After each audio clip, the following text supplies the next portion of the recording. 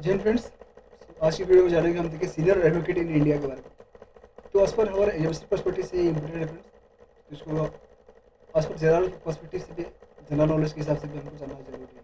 तो senior advocate जो in India में है, तो उससे क्या प्रोसीजर है, उसका क्या रिलेवेंस है, लाइक दैट। तो चलिए फ्रेंड्स स्टार्ट करते हैं। Senior advocate are highly respected legal expert हैं, recognise for their exceptional knowledge and contribution के लिए।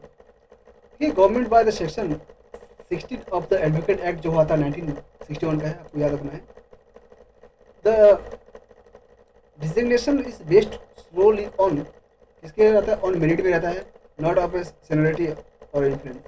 ना कि ये इन्फ्लुएंस के थ्रू में हो सकता है या सीनियरिटी के दोनों थ्रू में नहीं हो सकता, सिर्फ होगा मेरिट बेस में। कैसे देखिए, subject to the specific ethical and procedural restriction रहता है to the maintenance professional integrity के लिए। देखिए लीगल प्रोविजन एंड रिस्ट्रिक्शन क्या है, देखिए इसके लिए डेजिग्नेटेड, जैसे डेजिग्नेशन जो है govern by the section 60 of a advocate act 1961 and supreme court rules 1966 का है, must have be clear consent and be deemed fit by the chief justice and जज,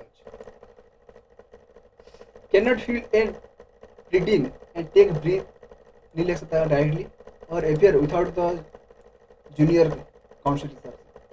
फॉलो ऐसे सेपरेट कोड ऑफ कंडक्ट रहता है इसके लिए from other advocate. बस बात है, अगर कोई इंसान अगर सीनियर एडवोकेट हो रहा है, या हाई कोर्ट का है, या सुप्रीम कोर्ट का है, या आप सॉवर्डिनेट कोर्ट है जो डिस्ट्रिक्ट लेवल का है, तो डिस्ट्रिक्ट लेवल में आपको भी ये याद रखना है, दो होता है, एक सेशन जज होता है जो क्रिमिनल केसेस देखता है, और सिविल रहता है जो आपको जुडिशल मजिस्ट्रेट कहते हैं।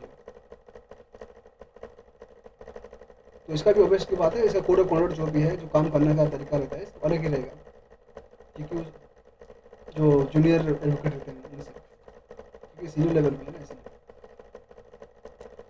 देखिए बैकग्राउंड क्या है, 2017 फ्रेमवर्क में देखिए, Indira Jaising challenge the opaque and arbitrary designation process के वो चैलेंज किए थे। 2017 ruling introduced a permanent committee and point based assessment के लिए।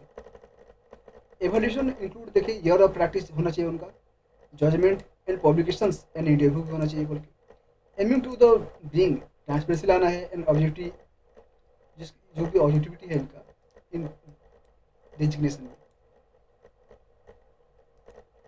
जो कि अमेंड किया गया था फ्रेंड्स कॉन्स्टिट्यूशन 2023।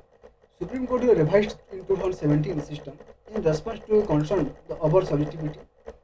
देखिए मिनिमम एज सेट जो है एट 45 विथ रिलैक्सेशन पॉसिबल है। देखिए मिनिमम एज 45 ईयर्स है इसमें। The reduce the weight for the publication, increase the weight for the judgment, attempt to shift towards a more balanced and merit based approach।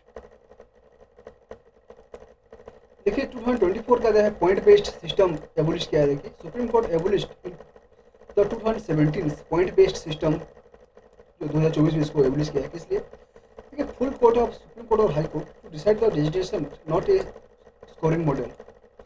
Permanent secretariat to the signaturise and application and recommendation names देगा उनको। जज can not recommend कर सकते हैं candidate individually obviously इनका collegium system में होता है, ना कि ये खुद करेंगे। कोई इंडिविजुअल मतलब डिसीजन मेकिंग में भी पार्टिसिपेट नहीं कर सकता। देखिए रेशनल बिहाइंड द चेंजेस क्या है, देखिए तो qualifying the legal clever through the scores proof ineffective, process lacked consistency and credibility over the 7.5 years, triggered by a case involved in senior advocate conduct, aimed to restore the transparency, discretion and institutional integrity। तो friends ये था overview of a senior advocate in India. तो friends अगर कुछ भी query है तो comment आप जो भी आपका क्वेश्चन है, रेस्पेक्टिव क्वेश्चन आप पुट कर सकते हैं, हम उसको सॉल्व करेंगे।